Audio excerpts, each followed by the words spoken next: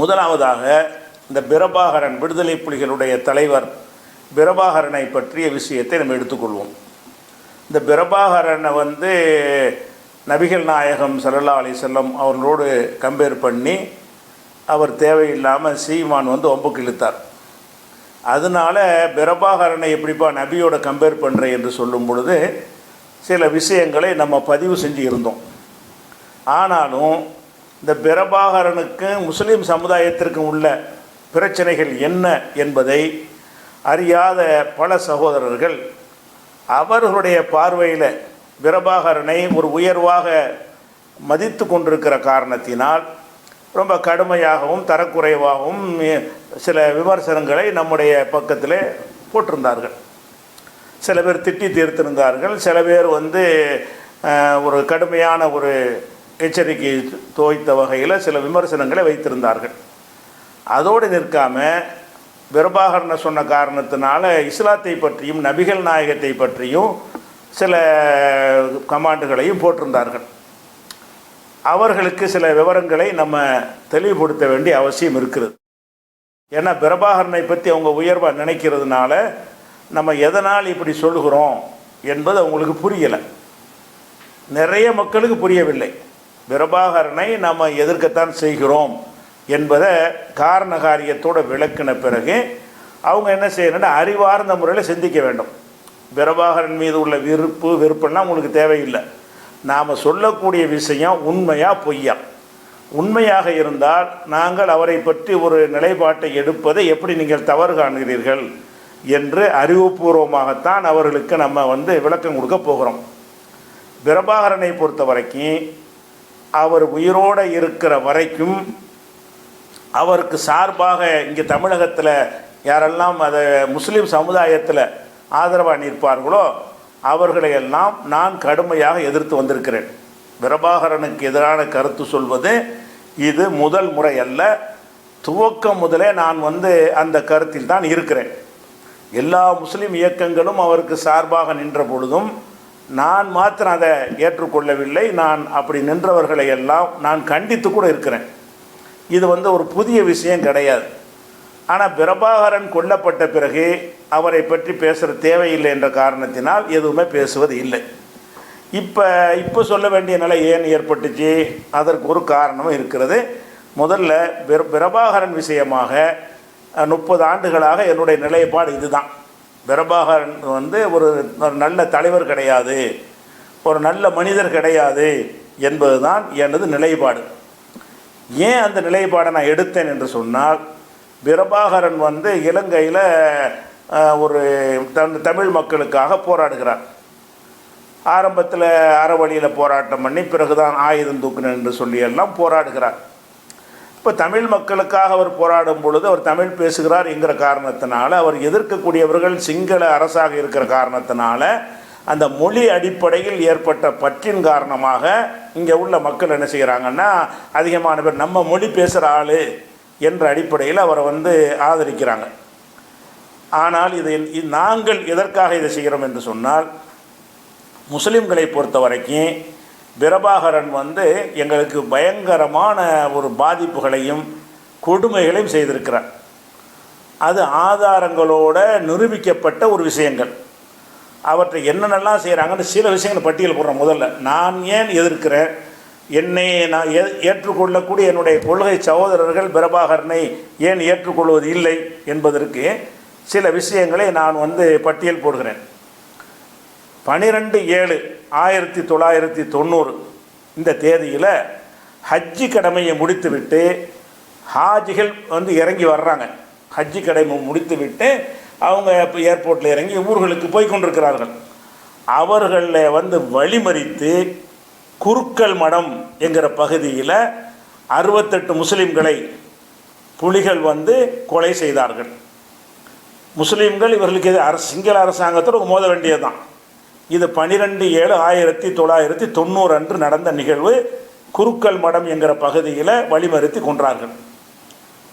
இதனால் ஹஜ்ஜிக்கு போயிட்டு வர்றவங்க, அவங்க சண்டைக்கு வந்தவங்க இல்லை, ஹஜ்ஜி பயணத்தை முடித்து விட்டு முஸ்லீமாக கொல்லணும் என்கிறது அவருடைய இலக்காக இருந்தது என்பதற்கு இதை ஒரு ஆதாரமாக சொல்கிறேன். இதை நான் நிரூபிக்க தயாராக இருக்கிறேன், மறுத்தாங்கன்னா. அதே மாதிரி 30/7/1990 90கள்லேருந்து இதை கவனிக்கணும். இலங்கையில் உள்ள அக்கரைப்பற்றுங்கிற ஊரில் 14 முஸ்லீம்களை ஊருக்குள்ளே புகுந்து புலிகள் வந்து சுட்டு கொன்று விட்டு ஓடிவிட்டார்கள். அப்போ 14 முஸ்லீம்கள் கொல்லப்பட்டார்கள் அக்கரைப்பற்றுள்ள.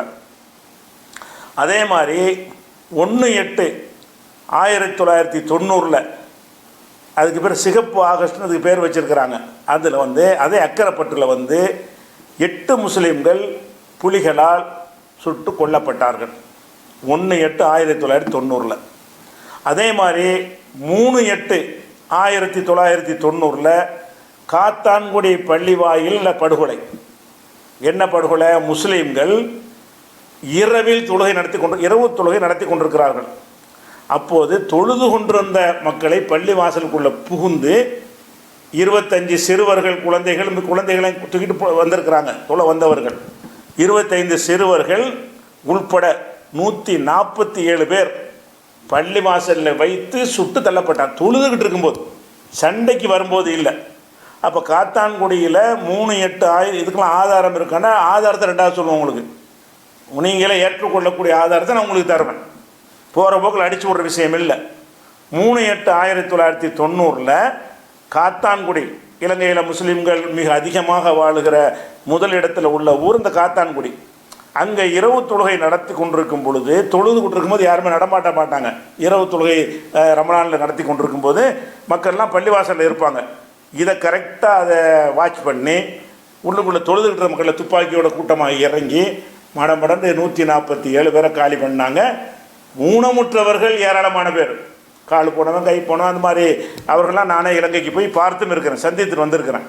அப்போ இந்த மாதிரி 147 பேர் பள்ளிவாசலில் வழிபாட்டு தலத்துக்குள்ளே புகுந்து கொல்லப்பட்டாங்க, சிறுவர்கள் உள்பட 25 சிறுவர்கள் உள்பட. அதே மாதிரி 5/8/1990 அம்பாறைங்கிற பகுதியில் முள்ளியன் காடு, அந்த பகுதியில் முஸ்லீம் விவசாயிகள் அவங்க 17 பேர் என்ன செஞ்சாங்க, விடுதலை புலிகளால் கொல்லப்பட்டாங்க. முஸ்லீம் விவசாயம் பண்ணுறவங்க அந்த விவசாயிகளை சுட்டு கொண்டு நிலத்தையெல்லாம் கையகப்படுத்துறவெல்லாம் செஞ்சாங்க. இது 5/8/1990 நடந்த விஷயம். அதே மாதிரி 6/8/1990 அதாவது 5/8 ஒரு நாள் கழிச்சு அம்பாறையில் 33 முஸ்லீம் விவசாயிகள் விவசாயம் பண்ணுறவங்க படுகொலை செய்யப்பட்டாங்க புலிகளால். அடுத்தடுத்த 2 நாட்கள் நடந்தது. அதே மாதிரி 12/8/1990 இதுக்கெல்லாம் என்ன காரணம்?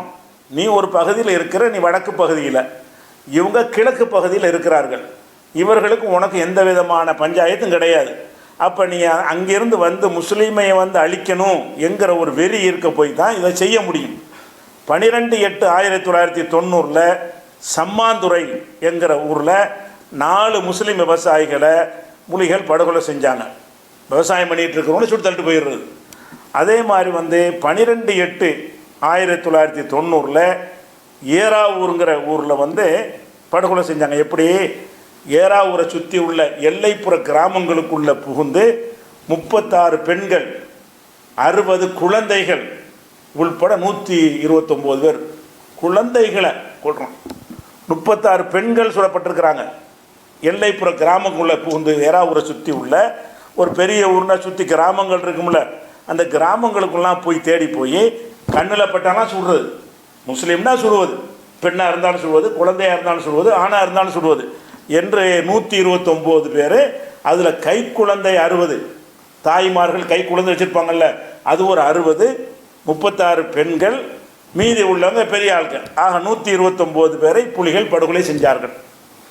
அவங்களுக்கு நமக்கு எந்த பஞ்சாயத்தும் கிடையாது அதுங்க இந்த பகுதிகளில். அதே மாதிரி 3/8/1990 வவுனியாங்கிற ஊரில், வவுனியா காட்டில் அவங்க ஆதிக்கம் செலுத்திக்கிட்டு இருக்கிறாங்க. அந்த வவுனியாவில் 9 முஸ்லீம்கள் புலிகளால் படுகொலை செய்யப்பட்டார்கள். அதே மாதிரி 15/8/1990 அம்பாறையில் அரந்தலாவைக்கு அருகே உள்ள முஸ்லீம் கிராமத்தில் புகுந்து 9 முஸ்லீம்களை புலிகள் சுட்டு கொண்டார்கள். அதே மாதிரி 1990 புலிகளால் 50க்கு மேற்பட்ட முஸ்லீம் வியாபாரிகள் அந்த மாதம் முழுசும் 1990 வந்து 9ஆம் மாதத்தில் 50க்கு மேற்பட்ட முஸ்லீம் பணக்காரர்களை கடத்தி கொண்டு போய் கோடிக்கணக்கில் கப்பம் கொடுத்தா தான் விடுதலை செய்வோம் என்று அவங்கள்ட்ட பல கோடிகளை வாங்கி கொண்டு விடுதலை செஞ்சார்கள். பணம் கொடுக்காதவர்களை சுட்டுக் கொன்றார்கள். பணம் பறிக்கிறதுக்காக வேண்டி முஸ்லீமில் வந்து செல்வந்தர்களை கடத்தி கொண்டு போய் வைத்து கொண்டு எங்களுக்கு இவ்வளோ கோடி வேணும், அப்போ தான் அவங்கள விடுவோம் என்று சொல்லி யாரெல்லாம் கோடி கொடுத்தார்களோ பல கோடிகளை அவர்களை விடுதலை செய்து மீதி உள்ளவர்களை கொண்டு தந்தார்கள். யாரே விடுதலை புலிகள். அதே மாதிரி வந்து 1990 10வது மாதத்தில் யாழ்ப்பாணம், மன்னார், முல்லைத்தீவு, குளிநச்சி, வவுனியா இந்த பகுதிகளில் முஸ்லீம்கள்லாம் வெளியேற வேண்டும். எங்கெங்கே யாழ்ப்பாணத்தில் ஒரு முஸ்லீம் இருக்கக்கூடாது, மன்னாரில் இருக்கக்கூடாது, முல்லைத்தீவில் இருக்கக்கூடாது, கிளிநொச்சியில் இருக்கக்கூடாது, மற்றும் வவுனியாவில் இருந்த பல பகுதி அங்கெல்லாம் இருக்கக்கூடாது என்று சொல்லி முஸ்லீம்களை வந்து 72,000 பேரை வெளியேற்றினார்கள். வெளியேறிவிட வேண்டும். அது வந்து உடுத்துற உடையோடு தான் போகணும், உடைமைகள்லாம் விட்டுட்டு போயிடணும். அப்போ வேறு எதையுமே எடுக்காமல் என்ன செய்யணும், வெளியேற வேண்டும் என்று சொல்லி உடையை மானத்தையும் தான் காப்பாற்றி கொண்டு துப்பாக்கி முனையில் அனைவரையும் இந்த புலி பயங்கரவாதிகளால் வெளியேற்றினார்கள். 72,000 பேர். இந்த 72,000 பேரும் இலங்கையில் சொந்த நாட்டுக்குள்ள பல பகுதிகளில் அகதிகளாக இருந்தார். இன்னைக்கு வரைக்கும் கூட அவங்க சொந்தத்துக்கு குடியமர்த்தப்படவில்லை. அகதி முகாம்கள் இருக்குது உலகத்தில். சொந்த நாட்டு மக்களுக்கு அகதி முகாம் இருக்கிறது இலங்கையில் மட்டும்தான். அப்போ அங்கிருந்து விரட்டி விட்டார்கள். அவங்களோட சொத்து பத்து உழைப்பு எல்லாத்தையும் எடுத்துக்கொண்டு அவங்க என்ன செஞ்சாங்க, விடுதலை புலிகள் ஒரு ஆள் 2 ஆள் இல்லை, 72,000 பேர். அப்போ 72,000 பேருடைய அவங்களுடைய நிலைமை எண்ணி பாருங்க. அப்போ அவங்களுடைய அரசாங்கத்தினால் அங்கங்கே புத்தளம் அந்த மாதிரி பகுதிகளில் அகதி முகாம்களை அமைத்து அங்கே தங்க வைக்கப்பட்டு பல ஆண்டுகள். எப்போ நடந்தது இது? நடந்து 90. எவ்வளோ ஆச்சுன்னு எண்ணி பார்த்துக்கிறங்க. இத்தனை ஆண்டுகளாக சொந்த நாட்டுக்குள்ளே இவர்களால் விரட்டப்பட்டு அவங்கள வந்து அகதிகளாக ஆக்கினார்கள். 72,000 பேர். எந்த பொருளையும் எடுத்துக்கொண்டு செல்லக்கூடாது. அப்போ சொத்து பற்றி எல்லாம் பறித்து கொண்டார்கள்ன்றது இது ஒரு விஷயம். அதே மாதிரி 29/4 1992 அழிஞ்சிபொத்தான் அப்படிங்கிற இடத்துல தாக்கு நடத்தி 56 முஸ்லீம் பொதுமக்கள் கொல்லப்பட்டார்கள். 15/7 1992 கிரான்குளத்தில் புலிகளால் மறிக்கப்பட்ட பஸ்ஸில் இருந்து 22 முஸ்லீம்கள் இறக்கப்பட்டு கொண்டாங்க. பஸ்ஸு போய்கிட்டு இருக்கிறது, அதில் முஸ்லீம் மட்டும் இறங்குங்கிறான். பலரும் கலந்து போகிற பஸ்ஸு. அதை கிரான்குளத்தில் மறித்து முஸ்லீமை மட்டும் இறக்கி 22 முஸ்லீம்களை புலிகள் கொலை செஞ்சார்கள்.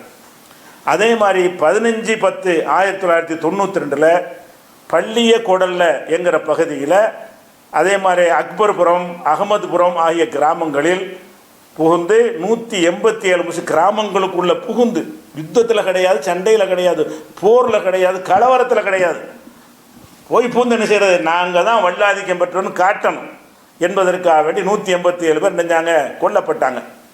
அதே மாதிரி 4/8/2006 மூதூருங்கிற பகுதியில் முஸ்லீம்கள் வெளியேறணும். யாழ்ப்பாணத்தில் வெளியேற்றின மாதிரி மூதூரில் போய் மூதூரில் என்ன செய்யணும், வெளியேற்றணும்னு 3 நாட்களுக்கு முன்னாடி என்னஞ்சாங்க அறிவிப்பு கொடுத்து வெளியேற்றினாங்க. அது மாதிரி புலிகள் மீது அந்த இடத்துல இராணுவ தாக்கு நடத்தும் போது முஸ்லீம்களை பிடித்து வைத்து கொண்டு அவங்கள கேடயமாக பயன்படுத்தி சுட்டு அவனை சுட்டு தான் இவனை சுட முடியும். கேடயமாக பயன்படுத்தி கொண்டார்கள். இலங்கை இராணுவம் அதையெல்லாம் கவனிக்காமல் இவனையும் சுட்டு அவனையும் சுட்டு போயிட்டான். அப்போ முஸ்லீம் மக்களை கேடகமாக பயன்படுத்தி கொண்டு செஞ்சதும் மூதூர் பகுதியில் நடந்தது.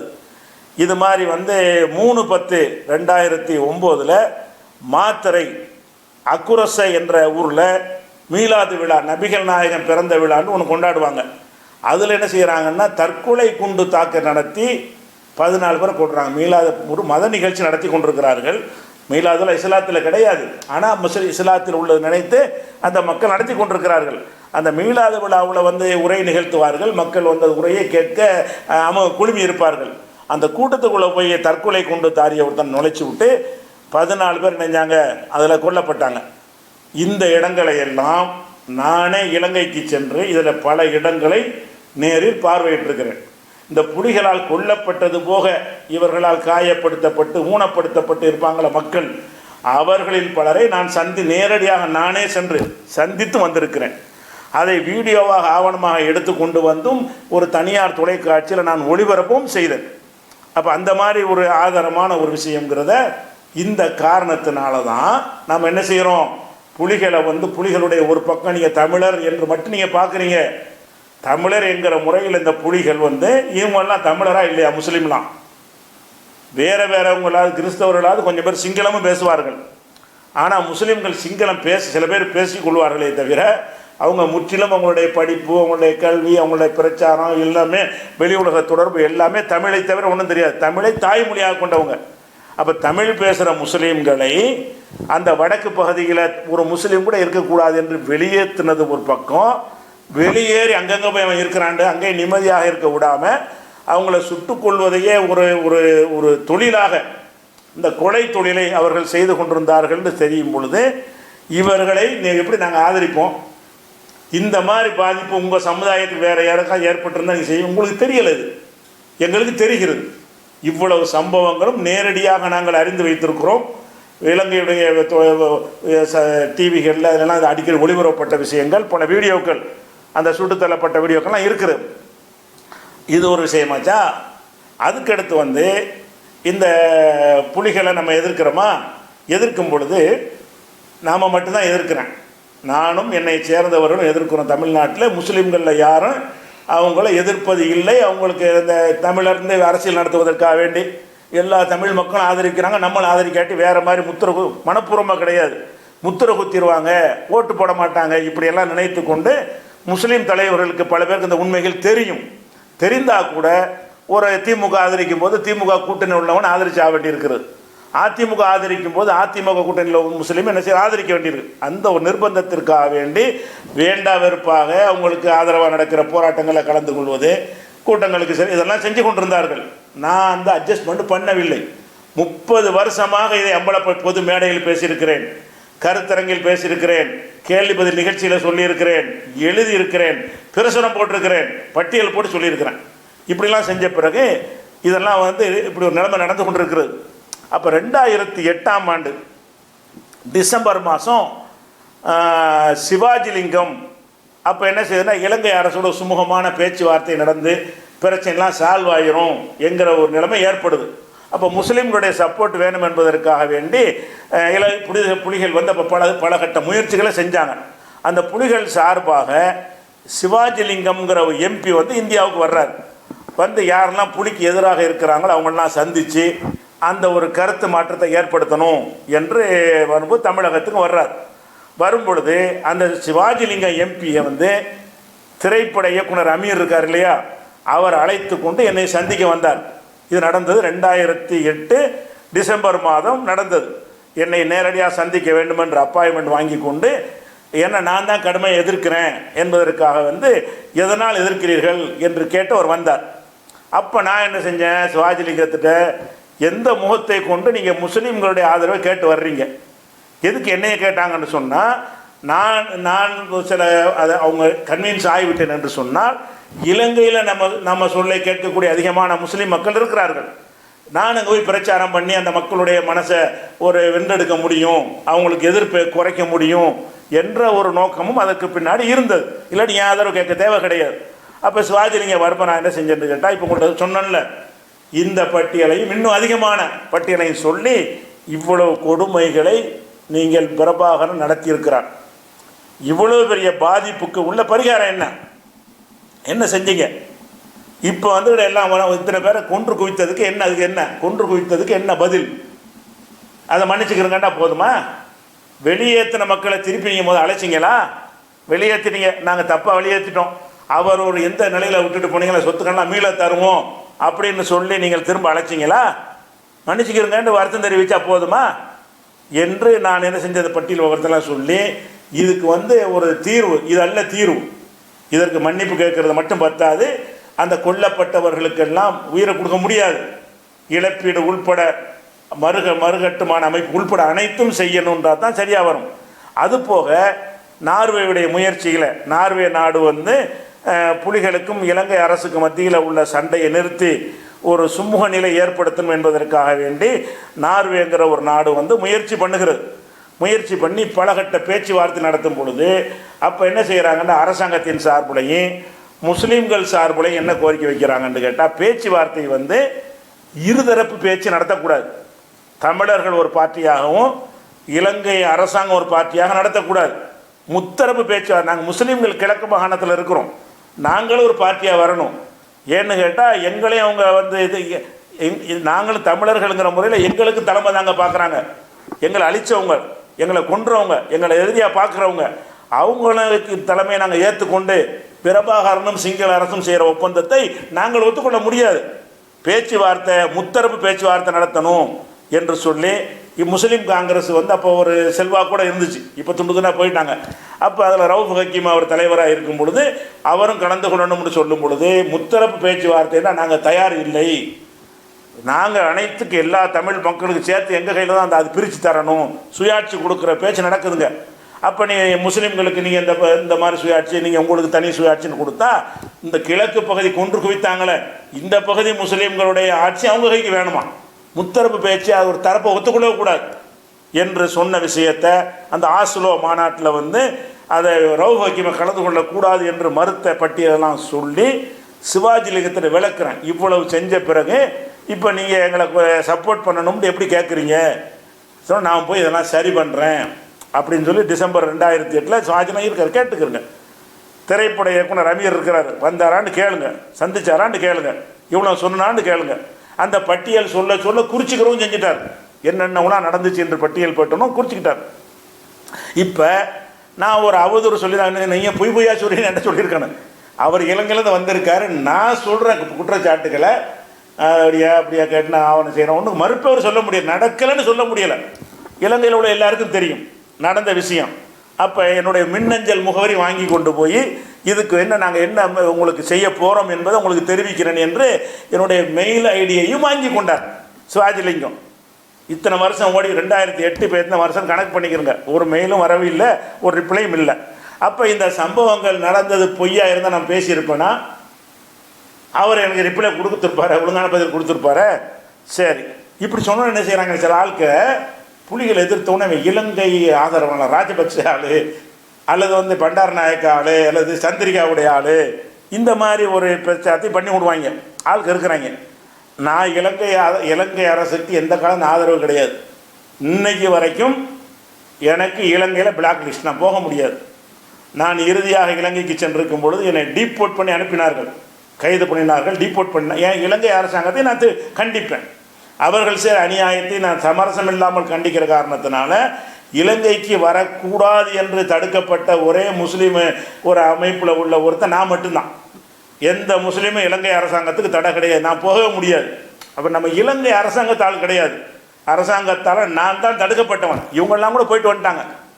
என்ன இந்த தமிழர்கள் ஆதரவாளர்கள் சொல்கிறவங்கலாம் போய் ராஜபக்செல்லாம் சந்திச்சுட்டுலாம் வந்துட்டாங்க, நான் தான் போகலை. அப்போ இலங்கை அரசுக்கு அந்த மாதிரி ஒரு கலரை குத்துவாங்க.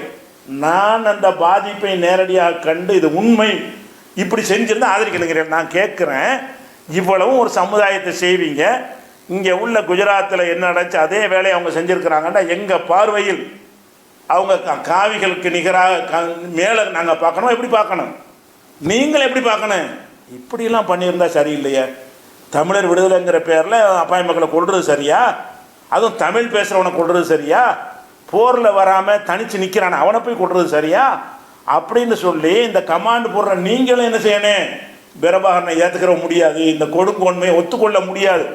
எந்த தாய் ஹஜ்ஜுக்கு போய்ட்டு வந்தவனை கொள்வது, மீளாது விழாவில் போய் கொண்டு வைக்கிறது, பள்ளி வாசலுக்குள்ளே பண்ணுறது, 72,000 பேரை ஓவர் நைட்டில் வெளியேற சொல்லி அவங்கள வந்து காலி பண்ணி விட்டது, அகதியாக்கி வச்சது, இது பல்லாயிரக்கணக்கான பேரை சுட்டு கொன்றது, எங்களுக்கு சொந்தமான நிலங்கள் போக்குவரத்தை எல்லாம் என்ன செய்கிறது, அசையா சொத்துக்களை எல்லாம் அபகரித்து வைத்துக் கொள்வது, இதுகளையெல்லாம் செய்திருக்கும் பொழுது நாங்கள் ஆதரிக்கணும்னு நீங்கள் நினைக்கிறீங்க இல்லையா?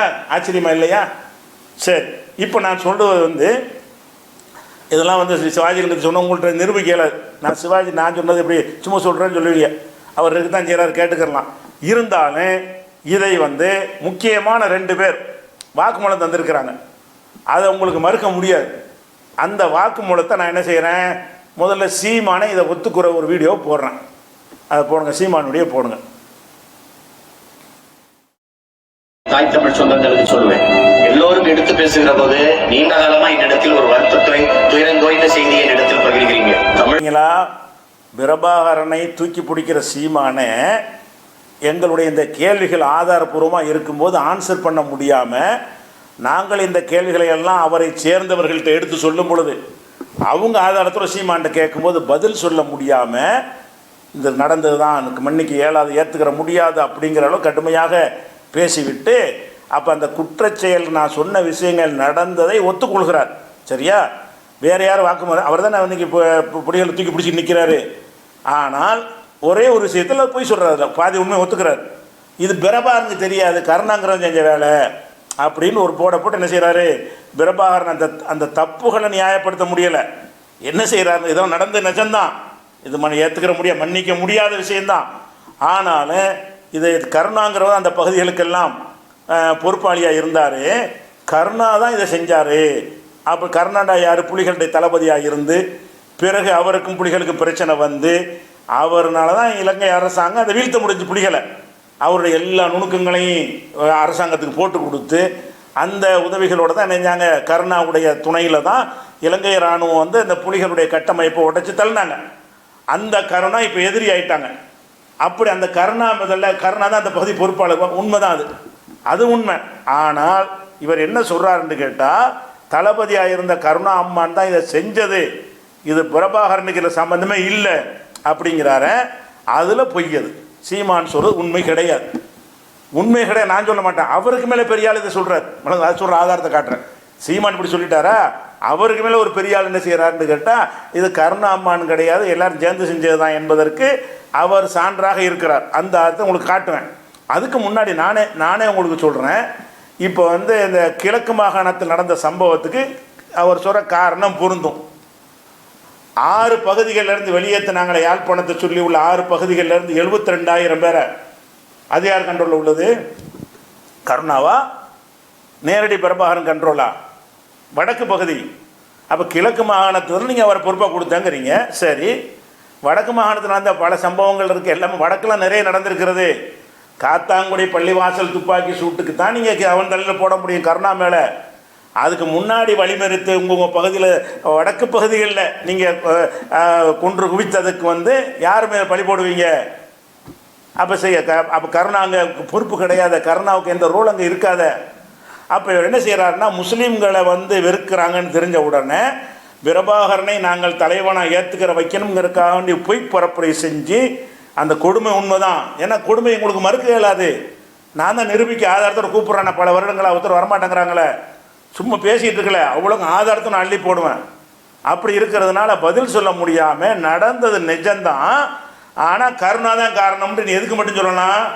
காத்தாங்குடி பள்ளிவாசலில் நடந்த அந்த 147 பேரை கொன்றாங்க இல்லையா, இரவு தொழுகை ரமணானில் நடக்கும் பொழுது, அது ஒன்றுக்கு தான் நீங்கள் கருணா, அதுவும் சொல்ல முடியாது கருணாவை. அதுக்கு நான் பின்னாடி சொல்கிறேன். சொல்ல முடியுமே தவிர, நான் சொன்ன இந்த பட்டியலில் உள்ளதெல்லாம் கருணா பகுதியில் மட்டும் நடந்ததா? பிரபாகரனுடைய கண்ட்ரோலில் நடக்கலையா?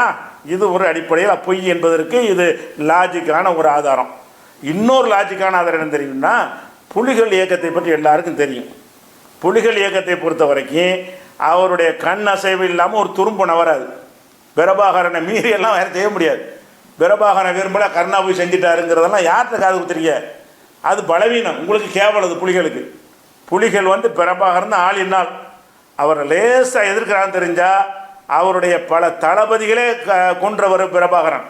அவருக்கு விசுவாசமாக அந்த தளபதிகளை ஒரு மாதிரியாக போகிறாங்கன்னு தெரிஞ்சு என்ன செய்வார், அந்த இடத்த பிடிச்சிருவாங்க என்று சொன்னால் அவங்கள போட்டு தள்ளியிருக்க பட்டியல் அது வேறு விவகாரமாக போயிடும். அது பெரிய லிஸ்ட்டே இருக்குது. அப்படியான ஒரு பிரபாகரனுக்கு மீறி பிரபாகரன் விரும்பாத ஒரு விஷயத்தை கருணா செஞ்சிட்டாருன்னு சொன்னால் அவ்வளவு பலவீனமான கட்டமைப்பை நீங்கள் தான் பெருமை அடிக்கிறீங்க. பலமான கட்டமைப்பு உண்டு, இந்த கட்டமைப்பு தகர்த்து பதிலை சொல்கிறீங்களே. அப்போ பிரபாகரனை காத்தாங்குடியில் நடந்தது கருணா தான் செஞ்சார். கருணா தலைமையில் தான் செஞ்சாங்க. கருணா யாருடைய ஆர்டரில் செஞ்சார்? அதை மறைக்க பார்க்குறீங்க. பிரபாகரன் தான் அத்தனை காரணம். நீங்கள் கருணா மலையெல்லாம் போட்டு பழி சும தப்பிக்க முடியாது. ஏன்னு கேட்டால் இதுக்கு வந்து அதை விட பெரிய ஆதாரத்தை உங்களுக்கு தரப்போகிறேன். சீமானை விட பெரிய ஆதாரம் யார்? பிரபாகரன் தான் ஆதாரம். பிரபாகரன் வந்து அவர் வாழ்நாளில் ஒரு சர்வதேச மீடியாக்களை சந்தித்தது கிடையாது. லோக்கல் லெவலில் அப்படி போய் ரகசியமாக போய் பேட்டி எடுத்துகிட்டு வருவாங்களே தவிர மீடியாக்கெல்லாம் கூட்டி வச்சு செய்ய முடியாது. ஏன் முடியாதுன்னு கேட்டால், அரசாங்கத்தில் எதிர்ப்பு போர்க்களத்தில் நிற்கும் பொழுது அப்படி வந்து நின்றாருன்னு சொன்னால் அதை வச்சு தூக்கிட்டு போயிடுவாங்க. ஒரு சமாதான ஒப்பந்தம்னு ஒரு நாடு தலையிட்டு அவங்கள சமாதானத்தை ஏற்படுத்த ஒரு நல்ல ஒரு நிலை நடந்து கொண்டிருக்கிற அந்த நேரத்தில் வந்து அதை பயன்படுத்தி கொண்டு இலங்கை அரசாங்கம் தாக்காது என்பதை பயன்படுத்தி கொண்டு சர்வதேச மீடியாக்களை எல்லாம் சந்திக்க அரசாங்கம் வந்து ஒத்துக்கொண்ட அடிப்படையில் சர்வதேச மீடியாக்களை பிரபாகரன் சந்திக்கிறார். அவர் பேட்டி அதான் முதலும் கடைசியுமான சர்வதேச மீடியாக்களுக்கு கொடுத்த ஒரு பேட்டி. அந்த பேட்டியில் உலகத்தில் அத்தனை நாட்டினுடைய செய்தியாளர் வந்துட்டு, ஏன்னா பேசாத ஒரு ஆள், மீடியாவில் முகம் கொடுக்காத ஒரு ஆள் அவர் வர்றாரு. அவரை சுற்றி பல கேள்விகள் கேட்க வேண்டி இருக்கிறது. ராஜீவ்காந்தி படுகொலையை கேட்க வேண்டி இருக்கிறது, அமைதிப்பட விஷயத்தை கேட்க வேண்டி இருக்கிறது. அப்போ இலங்கை அரசுடைய அவர் சண்டை போட்டுருக்கான்னு காரணத்தை கேட்க வேண்டி இருக்கிறது.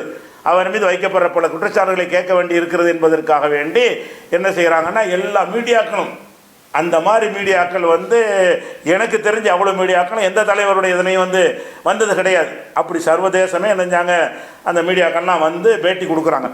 அந்த பேட்டியில் யார் இருக்கிறா? பிரபாகரன் இருக்கார். அவர் தான் பேட்டி கொடுக்குறாரு தமிழில். அது ஆங்கிலத்தில் அண்டன் பாலசிங்கம் மொழிபெயர்த்து சொல்கிறாரு.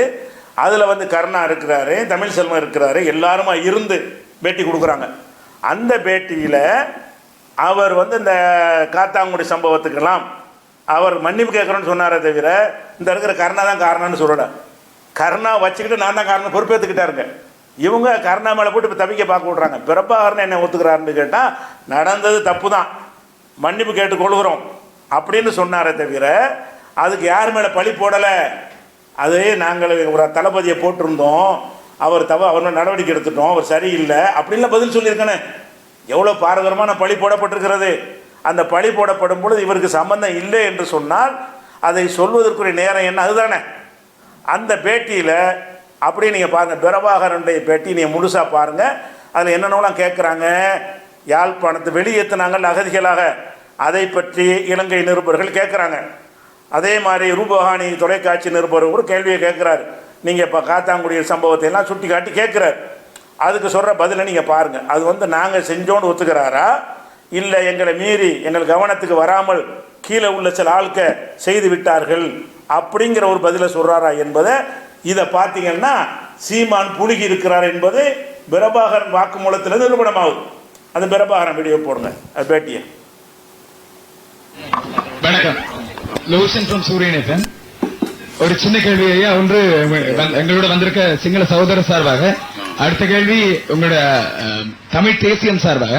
இந்த சிங்கள சகோதரர் கேட்க விரும்புகிற, அதாவது முஸ்லீம் சகோதரர்களுக்கு கடந்த காலத்தில் நிகழ்ந்ததை பற்றி விடுதலை புலிகளில் வாழும் தமிழருக்கோ தமிழ் தேசியத்தில் என்ன இடம் கிடைக்கும் என நீங்கள் கூற விரும்புகிறீர்கள்?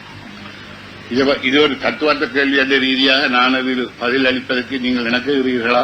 நிச்சயமா. இதை பற்றி தலைவரின் கருத்தை நாங்கள் கேட்க விரும்புகிறோம். அதாவது தலைவரின் கருத்து எனது கருத்து முன்புதான். அதாவது I who made an apology to the Islamic people or the Muslim people that what has happened in the past has to be forgotten, and we are willing to talk to them and resolve their problems of the Muslim people. Insofar as several incidents has happened in southern Sri Lanka, and we know that these are the manifestations of violence due to ethnic war. These are there has been cycle of violence, and our people have also suffered. We have lost 60,000 civilians and 17,000 fighters in this war. So there have been several incidents of violence in the south, and we don't want such incidents to continue. That is why we have decided to observe the ceasefire, and we have agreed for a peace, and we want to resolve this problem by peaceful negotiations with the Sinhalese people. Insofar as the plantation Tamils and the Muslim people are concerned, you know that we have invited Mr. Tondaman and Chandrasekhan. They are coming day after tomorrow to Valley to speak to us. We have also invited Mr. Rahul Hakim to come to Valley. So Mr. Prabharan and myself will engage them in constructive discussion and see how we can resolve or help to resolve their problem, and what sort of contribution we can make to bring about a resolution of their. I'm Yakub from Rupavahini. Yes. The question is, நீங்கள் இப்ப கூறினீங்கள் முஸ்லிம்கள் வடபகுதியிலிருந்து வெளியேற்றப்பட்டதுக்கு வருத்தம் தெரிவித்தீர்கள். ஆமா. அப்படியானால் இதுவரைக்கும் நீங்கள் எந்த பகிரங்க அழைப்பும் விடுக்கவில்லை வெளியேறிய முஸ்லிம்கள் மீண்டும் யாழ்ப்பாணத்தில் குடியேறலாம் என்று. வருத்தம் இதற்கு முன்பும் பல தடவை நீங்கள் தெரிவித்திருக்கின்றீர்கள் விடுதலை புலிகள். இந்த இடத்தில் நீங்கள் பகிரங்கமாக அவர்களை மீண்டும் அழைக்க முடியுமா, யாழ்ப்பாணத்தில் மீண்டும் குடியேறலாம் என்று? நாங்கள் ஏற்கனவே நான் கேள்விப்பட்டிருக்கிறேன். எனது அன்பு தம்பி தமிழ்ச்செல்வன் அவர்களும் முஸ்லிம் மக்கள் யாழ்ப்பாணம் வந்து மீண்டும் குடியேற வேண்டும் என அறிக்கையில் விட்டிருக்கிறார். பிரச்சனை என்னென்று சொன்னால், அவர்களுக்கு அழைப்பு விடுறது மட்டுமல்லாமல் அவர்கள் வந்து நிம்மதியாக குடியேறி யாழ்ப்பாணத்தில் வாழக்கூடிய ஒரு புறநிலையை அமைத்துக் கொடுக்க வேண்டும். அதுக்கான ஒரு அமைதியான சூழ்நிலை, அட்லீஸ்ட் ஒரு இடைக்கால நிர்வாக ஒழுங்கு ஏற்பட்டதும் தலைவர் அவர்கள் நிச்சயமாக முஸ்லிம் மக்களுக்கு ஒரு அழைப்பு விடுவார். அங்கு வந்து குடியேறி எங்களுடன் வாழச் சொல்லி. இப்பொழுதுள்ள சூழ்நிலையில் இப்பொழுதுதான் சில நம்பிக்கை ஊட்டும் நடவடிக்கைகள் மேற்கொள்ளப்பட்டு வருகின்றன. இது ஒட்டுமொத்தமாக வடகிழக்கில் ஒரு இயல்பான நிலை தோற்றப்பட்டு ஒரு இடைக்கால நிர்வாக ஒழுங்கு ஏற்பட்டதும் திரு பிரபாகரன் அவர்கள் நிச்சயமாக முஸ்லிம் மக்களை வடபகுதிக்கு யாழ்ப்பாணத்துக்கு அழைப்பார் என நாங்கள் உறுதி கூற விரும்புகிறோம். இதை பற்றி மேலும் நாங்கள் முஸ்லிம் தலைவர்களுடன் பேச இருக்கின்றோம். நீங்கள் ஒரு நல்ல மனதோடு இங்கு கருத்து தெரிவிக்கின்றீர்கள். ஆனால் கிழக்கு மாகாணத்தில் அடிக்கடி முஸ்லிம்கள் மீது துன்புறுத்தல் ஏற்படுவதாக அங்கிருந்து வரும் செய்திகள் தெரிவிக்கின்றன. உதாரணமாக உங்களுடைய அம்பாறை மட்டக்களப்பு பிராந்திய அரசியல் பொறுப்பாளர் கரிகாலனுடைய அறிக்கையின்படி அந்த மக்கள் 40 வருடங்களாக பெற்ற காணிகள் மீண்டும் மீள கையளிக்கப்பட வேண்டும் என்று ஒரு கருத்து தெரிவிக்கப்பட்டிருக்கிறது. இது சம்பந்தமாக உங்களுடைய கருத்து? முதலாவது உங்களுக்கு நான் தமிழில் சொன்ன விஷயத்தை ஆங்கிலத்தில் மற்றவர்களுக்கும் சொல்லுமாறு திரு தமிழ்ச்செல்வன் அவர்கள் பணிக்கிறார். What I have been telling our friend here is, he is asking us, you are making apologies and you have been requesting the Muslim people to come back to Jaffna for resettlement. Have you taken any concrete steps to allow these people to come and settle in Jaffna and other areas? Our response is that proper concrete conditions, objective conditions should be created so that these people should come back. So when that objective conditions are created, Mr. Prabhakaran will make an appeal to the Muslim people who are now refugees in Puttalam to come back and settle down in Jaffna. The other question our friend is raising is about problems in the eastern province with regard to Muslim community. He says that Mr. Kariyalan has made some statements that the Muslims have no land rights in the eastern province. Whether such statements are endorsed by the leadership or not is the question. So, இது கரியாலன் சம்பந்தமா கூப்பிட்டு கழிச்சு கொண்டிருக்கலாம். அங்கேயும் இதுக்கான குழப்பங்கள் நீங்கிவிட மட்டும் நாங்கள் உறுதி கொள்ள முடியும். We want to tell you, my friend, that we have called all the senior commanders in the eastern province. There is Mr. Colonel Karana is there and Colonel Paduman is there. They are in charge of Batticaloa and Tringamalli. We have called them to discuss the alleged harassment of Muslim people. Furthermore, we have called Karihalan. He arrived day before yesterday and we are talking to him to find out what has gone wrong. And he has assured us that he has not made such statements to the press and this was a distortion. Because we believe that the Tamil homeland belongs to the Muslim people. The Tamil territory in the eastern province belongs to the Muslim people and therefore there is no dispute as far as the LTT leadership is concerned, the right of the Muslim people to own lands. So therefore, when Mr. Hakim comes, we will resolve these problems, discuss these problems. Okay. இந்த பேட்டியில் வந்து நான் சொன்ன விஷயத்தையும் நிரூபிச்சிட்டேன். கூடுதலாக ஒரு விஷயம் அதில் இருக்கிறது. என்ன இருக்குது தெரியுமா? அதாவது இலங்கையில் உள்ள தமிழர்கள் வந்து 3 வகை. ஒன்று வந்து யாழ்ப்பாணம், அந்த வடக்கு பகுதின்னு சொல்கிறாங்க இல்லையா, அந்த மண்ணிலே பிறந்து பூர்வீகம் அங்கேயே இருக்கிறவங்க, அது ஒரு வகையான தமிழர்கள்.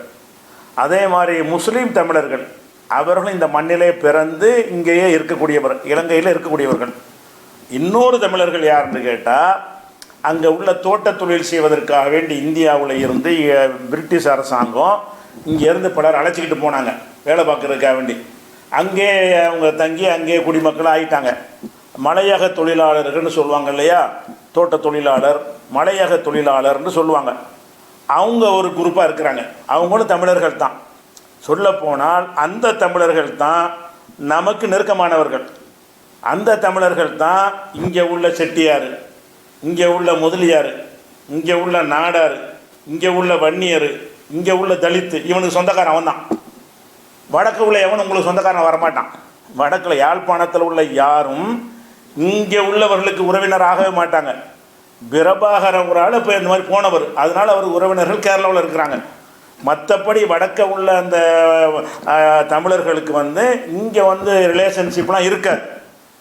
அப்போ என்னத்தினால இது பிரச்சனையாகுதுன்னு கேட்டால், மலையக தொழிலாளர்கள் உள்ளவங்களை வந்து தொண்டமான் இருக்கார் இல்லையா, அவங்க தான் தலைமை தாங்கிறவர், அவர்கள் மீதும் இவர்கள் தாக்கு நடத்தியவர்கள். தமிழ்னை ஏற்றுக்க மாட்டாங்க. நீங்கள் தான் நீ வேற ஒரு இது நம்ம இருந்துக்கிட்டு இருக்கிறான், அவனை தூக்கி பிடிச்சிக்கிட்டு இருக்கிறீங்க. அவர்களால் இலங்கை மண்ணில் இருந்த முஸ்லீம் தமிழர்களும் கொல்லப்பட்டிருக்கிறார்கள். மலையக தமிழர்களையும் ஏற்றுக்கிற மாட்டார்கள், தமிழர்கள் கிடையாது, அவர்களையும் எச்சரிக்கை பண்ணுவது, அவங்களோட தலைவர்களை தாக்குவதெல்லாம் நடந்திருக்கிறது. அதுவும் இதில் கேள்வியாக கேட்கப்பட்டிருக்கிறது. மலையக தொழிலாளர் சம்பந்தமாகவும் இந்த பிரபாகரன் பேட்டியில் நிருபர்கள் கேள்வி கேட்குறாங்க. இல்லை தொண்டமானையும் அழைத்து நாங்கள் அதை சரி பண்ணுவோம் அப்படின்னு என்ன அர்த்தம்? அவங்கள அக்கிரம் பண்ணியிருக்காங்கன்னு அர்த்தம்.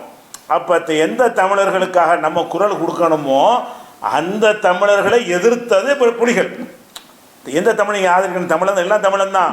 எந்த தமிழன் இங்கேருந்து பொழப்புக்காக போய் அங்கே இருக்கிறானோ அவன் நமக்கு உறவால் நெருக்கமானவன், அவன் நமக்கு சொந்த பந்தங்களில் நெருக்கமாக இருப்பான்.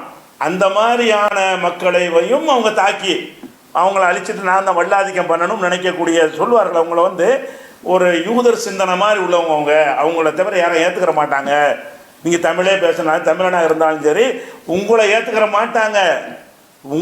இங்கிருந்து போன தமிழர்கள் எல்லாம் அடித்து விரட்டக்கூடிய ஒருத்தனை நீங்கள் இங்கே உள்ளவங்களுக்கு ஹீரோவாக காட்டுறாங்க. கலைஞரில் இருந்து, ஜெயலலிதாவில் இருந்து, இடதுசாரில் இருந்து, வைகோவில் இருந்து, நெடுமாறனில் இருந்து எல்லாரும் சேர்ந்து இந்த உண்மைகளை இருட்டடிப்பு செய்து அவர் பெரிய வீரர்னு சித்தரித்தால் அது உணர்ச்சிகரமான ஒரு விஷயமா இருக்கும், மக்கள்கிட்ட பேர் கிடைக்கும் என்பதை பார்த்தார்களே தவிர யதார்த்தம் என்ன? இந்த புலிகளால் முஸ்லீம்கள் கொல்லப்பட்டு ஒத்துக்கிட்டார். இந்த புலிகளால் தோட்ட தொழிலாளர்கள் தமிழர்கள், அது மலையக தமிழர்கள்னு பேர், இந்த மலையக தமிழர்களும் சொல்லனா துன்பத்திற்கு உள்ளாக்கப்பட்டார்கள். அவங்களும் தமிழன் தானே. அவங்கள அதுக்கு என்ன செஞ்சீங்க? அப்போ நீங்கள் யார் பக்கம் நின்றுருக்கணும்?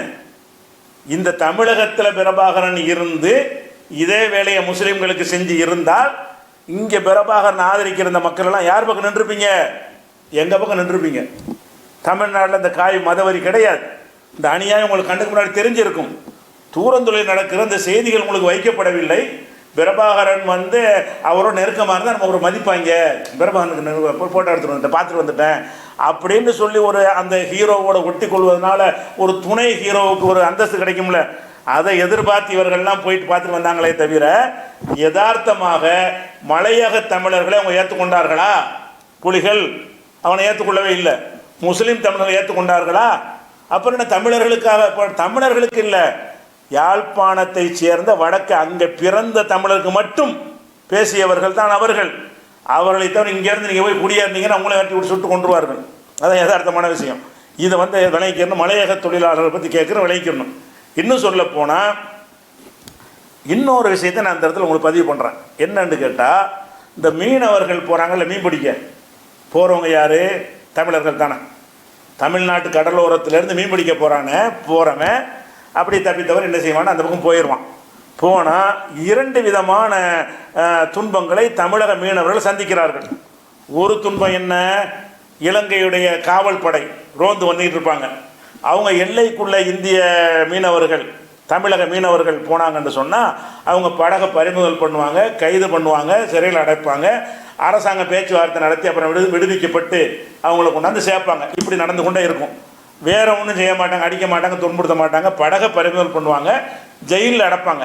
அவங்க கண்ணில் பட்டுட்டு அப்படி அவங்க கண்ணில் படாமல் போயிட்டாங்கன்னு சொன்னால் இவங்களை அடித்து கொன்று சித்திரவதை பண்ணி படகை கவுத்தி எல்லா வேலையும் செய்கிறது யாருன்னு கேட்டால் அங்கே உள்ள தமிழர்கள் தான், தமிழ் மீனவர்கள் தான். அவங்களுக்கு தமிழ்னு பார்க்கல, தமிழ்நாட்டில் அவங்க சப்போர்ட் பண்ணுறாங்க. தமிழ்நாட்டில் கலைஞர் இருக்கார், ஜெயலலிதா இருக்கிறாங்க, நமக்கு சப்போர்ட் பண்ணக்கூடியவங்க இருக்கிறாங்க, அங்கிருந்து நம்ம சகோதரர் மீன் பிடிக்க வந்துட்டாங்க என்று பார்க்காம அந்த மீனவர்களை அதிகமாக தாக்குதலுக்கு இன்னைக்கு வரைக்கும் உள்ளாக்குவது யாரு? இலங்கை அரசாங்கத்திலே கண்ணில் மண்ணை தூக்கிட்டு போயிடுறாங்க. எங்கே போயிடுறாங்க? இந்த மீனவர்கள், தமிழ் மீனவர்கள் இருக்கிறாங்க இல்லையா, அந்த பகுதிகளுக்கு மீன் பிடிக்க போயிடுறாங்க. போன முன்னே எங்கள் பகுதிக்கு ஏண்டா மீன் பிடிக்க நீ வர்றீங்க என்று சொல்லி அந்த தமிழனை வர அவங்க நீங்கள் தமிழன் நீங்கள் தான் சொல்லிட்டு இருக்கிறீங்க. இந்த மீனவர்களுக்கு வர்ற பஞ்சாயத்தில் 75% இங்கே தமிழர்களால், இலங்கை தமிழர்களால் வருகிறது. 25% தான் இந்திய அரசாங்கத்தை, இலங்கை அரசாங்கத்தால் வருது. அதுக்கு ஆதாரத்தோடு சொல்ல போகிறேன், சும்மா விட்டு அடிக்கலை, எல்லாத்துக்கும் ஆதாரம் வச்சுருக்கிறேன். அப்போ அந்த மாதிரியான அடிப்படையில் இலங்கையில் நீங்கள் மீன் பிடிக்க போகிறவங்கள ஏன் தாக்குறாங்க? நீங்கள் யாருக்காக குரல் கொடுத்து தமிழன், நாங்களாம் தமிழன், பிரபாகரனும் இங்கே நிப்பாட்ட பார்க்குறீங்க. அந்த பிரபாகரனால் ஊக்குவிக்கப்பட்ட அந்த வார்த்தைக்கு பற்றி சிந்தனையில் உருவானவர்கள் தான் இந்த மீனவர்களுடைய படகை கவுத்தி விடுவது, எரித்து விடுவது, வலையை பிடுங்கிக் கொள்வது, அவங்களுடைய தொல்லைப்படுத்துவது, அவங்க அடிப்பது, சில நேரத்தில் கொலையும் செய்வது. இதுகளெல்லாம் மீனவர்களுக்கு நடக்க, தமிழ்நாட்டில் இருந்து போன மீனவர்களுக்கு நடக்கிறத அதை செய்பவர்கள் யார் என்று கேட்டால் இந்த தமிழர்கள். எந்த தமிழர்களுக்காக வேண்டி நம்ம பேசுகிறோமோ அந்த தமிழர் தான் செஞ்சாங்க. இதுக்கு என்ன ஆதாரம்னு கேட்டிங்கன்னா, அதாவது இந்து நாளேட்டில் நவம்பர் 16 ஒரு செய்தி வருது. அதில் என்ன வருதுன்னு கேட்டால், இலங்கையில் வடக்கு மாகாணத்தினுடைய முதல்வர் விக்னேஸ்வர் இருந்தார். அப்போ அவர் என்ன செஞ்சார்னா, இங்கே வர்றார், இந்தியாவுக்கு வந்தார். வரும்பொழுது அவர் ஒரு பேட்டி அளிக்கிறார் இந்து நாளேட்டுக்கு, தமிழ் இந்து பத்திரிக்கை. அதில் பேட்டி கொடுக்குறாரு. கேள்வி என்ன கேட்கப்படுதுன்னா, கேள்வி, தமிழக மீனவர்கள் இலங்கையிலும் இலங்கை மீனவர்கள் தமிழகத்திலும் அடிக்கடி கைது செய்யப்படுகின்றனர். மொத்தத்தில் இருதரப்பிலும் பாதிக்கப்படுவது தமிழ் மீனவர்கள் தான். இதை தவிர்க்க நீங்கள் செய்யக்கூடியது என்ன? ஏன்னாட்டா இப்போ விடுதலை புலிகள்லாம் காலி ஆகிடுச்சு, மாநில அரசாங்கம் அமைஞ்சு போச்சு. அங்கே ஒரு மக்களால் தேர்ந்தெடுக்கப்பட்ட விக்னேஸ்வரனை கொண்டு ஒரு முதல்வராக இருந்து ஒரு ஆட்சி அமைந்து விட்டது. அப்போ என்ன செய்கிறாங்கன்னு கேட்டால், இங்கே மீன் பிடிக்க போனவங்களை எல்லாம் அங்கே தாக்குறாங்களே, அதை இலங்கை அரசாங்கத்தில் தாக்கப்படுறாங்களே, இதுக்கு உங்களுடைய தீர்வு என்ன அப்படின்னு கேட்கும் பொழுது, விக்னேஸ்வரன், வடக்கு மாகாணத்தினுடைய முதல்வராக இருந்த விக்னேஸ்வரன் என்ன செய்கிறாருன்னு கேட்டால் விளக்குறாரு. நீங்கள் தப்பாக வழங்கிட்டு இருக்கிறீங்க, உண்மையில் பாதிக்கப்படுவது யார் என்பதை உலகுக்கு உணர்த்துவதே நான் செய்யக்கூடியது. அவருடைய பதிலை படிக்கிறேன். நான் செய்யக்கூடியது, நீங்கள் தமிழர்கள் பாதிக்கப்படுவதாக கூறுகிறீர்கள், ஆனால் உண்மையில் பாதிக்கப்படுவது இந்திய இலங்கை கடற்பரப்பில் வாழும் கடல் இனங்களை, கடல் இனங்கள் இருக்குல்ல, அந்த முதலை திமிங்கல் அந்த மாதிரி இருக்கு, அதுகள் தான் பாதிக்கப்படுதான். இந்திய மீனவர்கள், இந்திய மீனவர்கள் தமிழர்கள் தான், வேறு குஜராத்தில் தான் போக போகிறான், இங்கே உள்ள தான் போக போகிறான். இந்திய அவர் சொல்கிற வாசகத்தை படிக்கிறேன். இந்திய மீனவர்கள் தங்கள் கடல் எல்லை தாண்டி இரவு 1 மணி அளவில் நன்றாக நாங்கள் பார்க்கக்கூடிய நெருங்கிய தூரத்திலே ஏன் மீன் பிடிக்கிறார்கள்? பலருக்கு இது தெரியாமல் இருக்கலாம். காரணம், இந்திய கடல் பிராந்தியத்தில் இழுவடை படகுகள் மூலம் கடல் வளங்களாகிய மீன்களை வாரி இழுத்து காலி செய்து விட்டார்கள். பணத்தாசையால் பெரும் படகு முதலாளிகள் தங்கள் நாட்டுக்கும் கடல் வளத்துக்கும் செய்துள்ள துரோகம் இது. உங்கள் பகுதியில் மீன் கிடைக்காததால் இலங்கை கடல் பகுதிகளில் மீன் பிடிக்க வருகிறார்கள். இங்கே மீன் கிடைக்காம எங்கள் ஊரில் உங்கள் தமிழர்கள் மீன் பிடிக்க வர்றாங்க. இந்நிலை தொடர்ந்தால் இலங்கை கடல் பிராந்தியத்திலும் கடல் இனங்கள் அற்று ஒன்றுமில்லாமல் போய்விடும். எங்கள் நாட்டில், எங்கள் இலங்கையில் இழுப்படகுகள் தடை செய்யப்பட்டுள்ளன. ஆனால் இந்தியாவில் அப்படி அல்ல. இழுப்படகுகளால் மீன் வளங்கள் மட்டுமல்ல, பவள பாறைகள் கூட இழுத்து வரப்படுகின்றன. இழுப்படகு உபயோகத்தை இந்தியா தடை செய்ய வேண்டும். அப்படிப்பட்ட சட்டம் வருமா என்பது சந்தேகமே.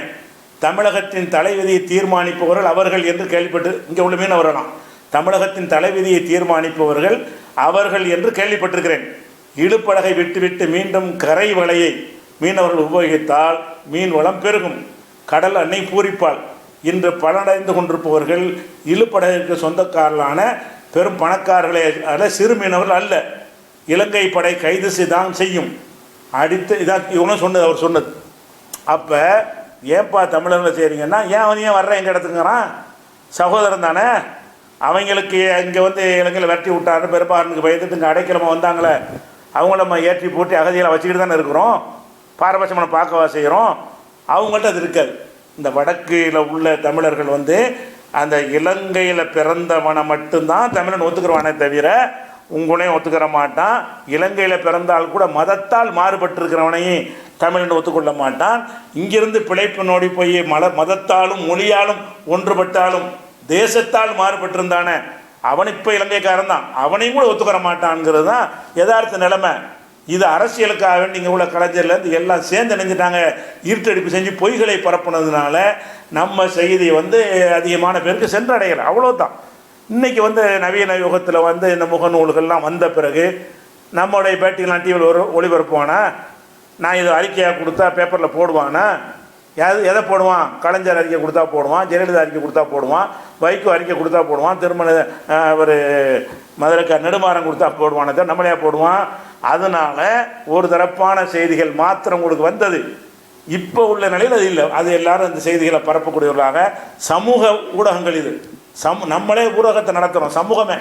அதனால் என்ன செய்யுது, இப்படிலாம் இருக்குது. இப்போ நான் கேட்குறேன், ஒரு சமுதாயத்தில் பல்லாயிரம் பேரை காலி பண்ணுறீங்க, கொண்டிருக்கிறீங்க, பல்லாயிரம் பேரை நாட்டை விட்டு வெளியேற்றிருக்கிறீங்க, பகுதியை விட்டு அவங்களோட அசையா சொத்துக்கள்லாம் பறிச்சுக்கிட்டீங்க. இவ்வளவும் செஞ்ச பிறகும் கூட நாங்கள் அதற்காக அவரை கண்டித்தால் அதை ஏற்றுக்கிற மாட்டோம், எங்கள் கோபத்தை வெளிப்படுத்தினா பிரபாகரன் யார் தெரியுமா, அவர் பெரிய உலகளாவிய சமீப தலைவர் அப்படிங்கிற, உங்களுக்கு நான் தலைவர், நீங்கள் வேணா உங்களை சுற்றி தள்ளிடுவார் அவர். ஏன் உங்கள் அவர் வந்தேறி நீங்களெல்லாம் அவரெல்லாம் யார்? அவர்கள் பிரபாகரனுடைய பார்வையில் மலையக தமிழர்கள்லாம் வந்தேறி கூட்டம், தமிழர்கள் நாங்கள் மட்டும்தான் என்ற ஒரு நிலையில் உள்ளவரை வந்துக்கிட்டு அவ்வளோக்கு சொந்தக்காரங்கிறீங்க. அந்த தமிழர்கள்லாம் யாரப்போ? அப்போ பொய் சொல்கிறீங்க நீங்கள். இது விளங்காமல் என்ன செய்கிறீங்க, ஆதரிச்சுக்கிட்டு இருக்கிறீங்க. அதனால் இது ஒரு பிரபாகரன் விஷயத்தை பொறுத்த வரைக்கும் இது சம்பந்தமாக யாருக்கு மாற்றுக்கிறது இருந்தாலும் சரி, 30 வருஷமாக நான் சவால் விட்டுக்கிட்டு இருக்கிறேன். அவ்வளோ ஆதாரங்களை வைத்துக்கொண்டு அவங்களுடைய வாக்குமூலங்கள் ஒன்று தான் உங்களுக்கு போட்டிருக்கிறேன், இதில் அவ்வளோதான் போட முடியும். அவ்வளோ ஆதாரங்களை வைத்து கொண்டு நான் அறைகோள் விட்டுக்கிட்டு இருக்கிறேன். யாரும் வரலை. இப்போவும் நீங்கள் திட்டுறீங்கள, திட்டுங்க. அறியாமல் திட்டினீங்கன்னா பிரச்சனை இல்லை. அறிஞ்சிக்கிட்டு அவர் கலைஞர் ஜெயலலிதா செஞ்சு மறைச்சாங்களே, அதே மாதிரி இந்த நவீன யுகத்தில் மறைக்க பார்த்தீங்கன்னு சொன்னால் நீங்கள் எதிர்கொள்ள விவாதத்தை எதிர்கொள்ள முன் வாருங்க. சீமானில் நீங்கள் வாங்க, சீமானை ஆதரிக்காமல் புலிகளை ஆதரிக்கிறவங்க இருப்பீங்களா, வாங்க பார்ப்போம். அது யாராக இருந்தாலும் சரி, அது திமுக கூட வாங்க, அதிமுக கூட வாங்க, கம்யூனிஸ்ட் கூட வாங்க, வைகோ கூட வாங்க, இந்த இதுக்கெல்லாம் பதிலோடு வாங்க, நான் தயாராக இருக்கிறேன். புலிகள் வந்து அவர்கள் ஒரு நல்ல தலைவர் கிடையாது என்பதை நிரூபிக்க தயாராக இருக்கிற பொது விவாதமாக இருக்க வேண்டும். ஆதாரங்கள் அடிப்படையில் பேச வேண்டும், உணர்ச்சியை தூண்டி கத்தக்கூடாது, பாயிண்ட்களை அள்ளி போட்டு பேச வேண்டும். இதை ஒரு வாழ விட்டுறேன். முடிஞ்சிருச்சா? சரி, அடுத்து அது முடிஞ்சிருச்சு. பிரபாகரன் விஷயம் தப்ப முடிஞ்சு போச்சு, அவர் கொல்லப்பட்டார், அதுக்கு பிறகு நம்ம பேச தேவையே இல்லை. இப்போ ஏன் வருதுன்னு ஒரு கேள்வி உங்களுக்கு வரும். இப்போ எதுக்கு பிரபாகரன் பேச்சு வருது என்று கேட்டால், 2020ஆம் ஆண்டு 2 வருஷத்துக்கு முன்னாடி பிப்ரவரி மாதம் வந்து வரனே அவசியம் உண்டு அப்படின்ட்டு ஒரு மலையாள திரைப்படம், மலையாள மொழியில் ஒரு திரைப்படம் தயாரிக்கிறாங்க. அந்த திரைப்படத்தை தயாரிக்கிறவர் ஒரு இந்து மதத்துக்காரர். ஏறக்குறைய சொல்லப்போனால் அந்த காவி சிந்தனையில் உள்ள ஒருத்தர் தான் தயாரிப்பாளர். டைரக்டரும் முஸ்லீம் கிடையாது. அதில் வந்து மம்மூட்டி இருக்கார்ல, மம்மூட்டியுடைய மகன் துல்கர் சல்மான் என்பவர் கதாநாயகர் நடிக்கிறார். அந்த படத்தில் கதாநாயகர் யாருன்னு கேட்டால் ஒரு முஸ்லீம் நடிகர், இஸ்லாத்துக்கு சினிமாவுக்கு சம்மந்தமே இல்லை, வழங்குதா, அவர் தொழிலுக்காக நடிக்கிறார். அப்போ வர அந்த படத்தில் வந்து ஒரு நாய்க்கு வந்து பிரபாகரன் பேர் வச்சுட்டாங்க. ஒரு நாய்க்கு பிரபாகரன், மனிதர்களுக்கு பேர் வைக்கிற மாதிரி நாய்க்கு பேர் வைப்பாங்க. அவங்க யாரையும் புண்படுத்துவதற்கு வைக்கலன்னு பொறுப்பு துறப்பெல்லாம் போட்டு விட்டு தான் என்ன செய்கிறாங்க, அந்த படத்தில் போடுறாங்க. இந்த பிரபாகரன் போட்டால் இதை உங்களுக்கு கண்டிக்கிறதா தான் நீ என்ன செய்யணும், இந்த படத்தில் இப்படி போட்டதை கண்டிக்கிறோன்னு அதில் தயாரித்தவனை கண்டிக்கணும், இயக்கணும்னு கண்டிக்கணும். அதை வந்து எல்லாரையும் கண்டிக்கிற விட்டுட்டு இந்த நாம் தமிழரில் சேர்ந்தக்கூடிய ஆளுக்கு என்ன செய்கிறாங்கன்னு கேட்டால், அப்படி சீமான் வந்து உருவாக்கி வச்சிருக்கிறார் கீழே, அதுக்குரிய ஆதாரத்தை நான் அள்ளி போடுவேன். முஸ்லீமுக்கு எதிராக எப்படிப்பட்ட நச்சு கருத்துக்களை எல்லாம் முஸ்லீம் அல்லாதவர்களை தனி டீமாக வச்சுருப்பார். அவருக்கு மூளைச்செலவை செஞ்சு முஸ்லீம் டாபிக் வந்தால் எகிரி அடிச்சிருந்தீங்க அப்படின்னு கிளாஸ் நடத்தி தயார் பண்ணி வச்சுருக்கிறார். அந்த ஆட்களை விட்டு என்ன செய்கிறாங்கன்னு கேட்டால், முஸ்லீம் துல்கர் சல்மான் வந்து இதை நாயின் பேர் வச்சுட்டான்னு சொல்லிவிட்டு துல்கர் சல்மான் கூட திட்டிட்டு போ, நாங்கள் வரமாட்டோம். என்ன செய்கிறாங்கன்னா பதிவுகளை போட்டு நபிகள் நாயகத்துக்கு நாயின்னு பேர் வச்சா ஒத்துக்குருவியா? நபிகள் நாயகத்தில் இருக்கிறாங்க, ஆயிஷா நாயகி நபிகள் நாயக மனைவியை இழுக்கிறான், இஸ்லாத்தை இழுக்கிறான். ஒவ்வொருத்தனும் கண்ணா பின்னாண்டு போட்டு என்ன செய்யறான், பிரபாகரன் நாய்க்கு பேர் வச்சதை புலிகள் பிரபாகரனை வச்சானா, எதுக்கு வச்சான்னு நமக்கு தெரியலை. ஏன் நாய்க்கு வச்சா நமக்கு தேவையும் இல்லை. அது உனக்கு விருப்பம் இல்லாத ஒன்றாக இருந்தால் தயாரிப்பாளர் போய் கண்டி அது போராட்டம் பண்ண நீக்க சொல்லு, அதை செய்கிற விட்டுவிட்டு இந்த நாம் தமிழரில் உள்ள எல்லா கள்ள பயில்களும் இந்த கல்லை அடி வச்சு திட்டுறது, அசிங்கமாக பேசுறது, அது குழுமம் வச்சுருக்காங்க திடீர்னு எல்லாத்தையும் முடக்கிறது, ஒரு டீமாக வச்சுருப்பானுவோம். இந்த மாதிரி அவங்களை எதிர்த்து பேசுகிறான், பாயிண்ட் பண்ணுறான், உடனே ரிப்போர்ட் அடிங்க, இதுக்கெல்லாம் ட்ரைனிங் கொடுத்து வச்சுருக்காங்க. நாம் தமிழரில் வேலையை என்னன்னு கேட்டால், மூலூரில் பூரா ஒவ்வொருத்தன் 25 ஐடி வச்சுருப்போம். நிறைய இருக்கிற மாதிரி தோற்றம் தெரியுதுல. காரணம் என்ன, ஒவ்வொருத்தனும் 25-30 ஐடி வச்சுருப்பானுவோம், 25 கமாண்டை போடுவானுவோம். நம்ம ஏதாவது பண்ணிட்டோம்னு சொன்னால் நம்ம ஐடியை முடக்கிறதுக்காக என்ன செய்வாங்க, ஒரே நேரத்தில் 200 ரிப்போர்ட் அடிக்கிறது, பேசி வச்ச மாதிரி அடிப்பானுவோம். அவங்க நம்ம ரிப்போர்ட் அந்த பேஜை முடக்கிடுவாங்க. இந்த மாதிரியான வேலைகள்லாம் செய்யக்கூடியதுக்கு ட்ரைனிங் கொடுத்து வச்சுருக்குறாங்க. இந்த குரூப் என்ன செய்யுதுன்னு கேட்டால், இந்த ஒரு படத்தில் ஒரு நாய்க்கு பிரபாகரன் பேர் வச்சதுக்காக வேண்டி இஸ்லாத்துக்கு இழுக்கிற அந்த படத்தை இஸ்லாம் எடுத்துச்சு. இஸ்லாம் இந்த திரைப்படங்களை ஆதரிக்கவாது செய்யுதா? துல்கர் சல்மான் நடிகர் வந்து இப்போ பர்ஃபெக்ட் முஸ்லீம் நாங்கள் ஒத்துக்கிறவாது செய்வோமா? சரி, அவரே தயாரிக்கலையப்பா. அவர் நடிகன் வந்து இயக்குனரும் தயாரிப்பாளர்னு சொல்கிற மாதிரி நடிப்பார். ஒரு கேரக்டருக்கு பேர் வைக்கிறதுனா அதுக்கு அவருடைய ரோலா, அது நடிகருடைய ரோலா இல்லை. அவருக்கு எழுதி கொடுத்த வசனத்தை பேசுவார், வாயசைக்க சொன்னால் வாயசைப்பார். இதுதான் நடிகருடைய வேலை. அதில் என்ன யோசிக்கிறாங்கன்ற இந்த படத்தில் வந்து இதில் எப்படி இஸ்லாத்தை இழுக்கலாம், சீமானுடைய ஆட்களுடைய ட்ரைனிங் எப்படின்னு கேட்டால், இஸ்லாத்தை இழுத்து கொச்சைப்படுத்தணும் என்பது அவனுடைய அஜெண்டா. உள்ளுக்குள்ள அவ்வளோ வேலை செஞ்சுருக்கிறான். நான் ஒன்று அள்ளி போடுவேன் ஆதாரங்கள், ஏராளமான ஆதாரங்கள் அள்ளி இந்த தொடர் நீங்கள் பார்க்கத்தான் போகிறீங்க. அந்த மாதிரியான ஒரு சிந்தனையில் ஊட்டப்பட்டதுனால என்ன செய்கிறது, இந்த இங்கே பூரா பதிவு பார்த்தா ரத்தம் கொதிக்குது. எதனால் இப்படி தேவையில்லாமல் பிரபாகரனுக்காக வேண்டி வந்துக்கிட்டு பிரபாகரன் எப்படி தெரியுமா அப்படி தெரியுமான்னு சொல்லி இப்போ போடுறாங்கல்ல, இதே மாதிரி போட்டு தொலைச்சாலும் பரவாயில்லை. நீ பிரபாகரனுக்கு வக்காலத்தை வாங்கி தொலைஞ்சிட்டு போ, துல்கர் சல்மானை திட்டி தொலைஞ்சிட்டு போ, நாங்கள் சீனுக்கு வரவே மாட்டோம். அதுக்கு பதில் சொல்கிறவங்கிற பேரில் முகமது நபியை நான் பேர் வைப்பேன், என்னடா செய்வீங்க, படம் எடுக்க போகிறேங்கிறான் ஒருத்தன். முகமது நபி இதில் என்ன ரோல், என்ன ஒட்டுமொத்த முஸ்லீம் சமுதாயத்துக்கு ரோல் இருக்கா, இஸ்லாத்துக்கு இருக்குதா?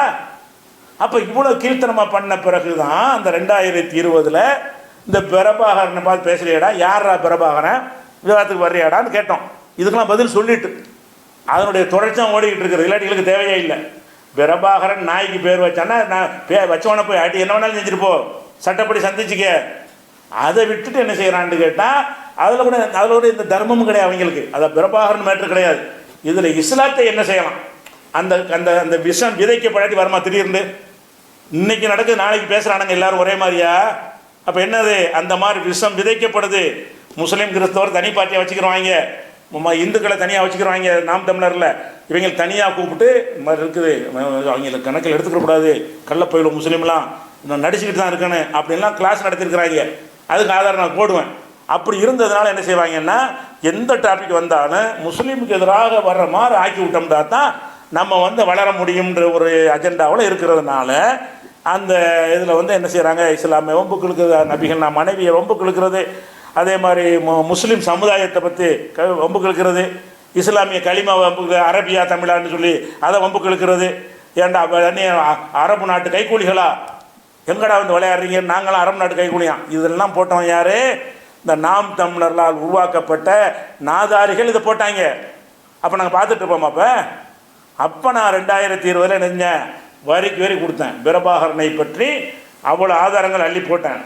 இப்படியான ஒருத்தரை நாங்கள் வெறுக்கத்தான் செய்வோம், ஆனால் நீ நாய்க்கு பேர் வச்சா எங்களை சண்டைக்கு வர்ற அப்படிங்கிற மாதிரி தூக்கி நிறுத்துற அளவுக்குள்ள ஆள் கிடையாது எங்களை பொறுத்த வரைக்கும். ஆனால் நாங்கள் ஒன்றும் அவரை செய்யலை, செய்யாமல் இருக்கும்போது இந்த மாதிரி நீ பேசுகிற இப்படின்னு சொன்னோம். அப்போ ஒரு விவாத அறைகள் விட்ட சீமானுக்கு நீ வந்து தமிழ் தேசியம் ஏமாத்துற, நீ ஒரு ஃப்ராடு, பித்தலாட்டக்காரன் அப்படின்னு சொல்லி எல்லாத்தையும் என்ன செய்ய நான் நிரூபிக்கிறேன், பொய்யன், முன்னுக்கு பின்ன முரண்பட்டு பேசுகிறவன், நீ வந்து ஆன்டி முஸ்லீம் என்று சொல்லி நான் நினைஞ்ச பகிரங்கமாக விவாத அழைப்பு விட்டேன். அந்த தொடரில் தான் இந்த பிரபாகரன் டாப்பிக்கும் ஓடியாருதே தவிர, எடுக்க வேண்டி வந்துச்சே தவிர, இல்லாட்டி அவர் கொல்லப்பட்ட பிறகு அது வரைக்கும் பேசுனதே கிடையாது.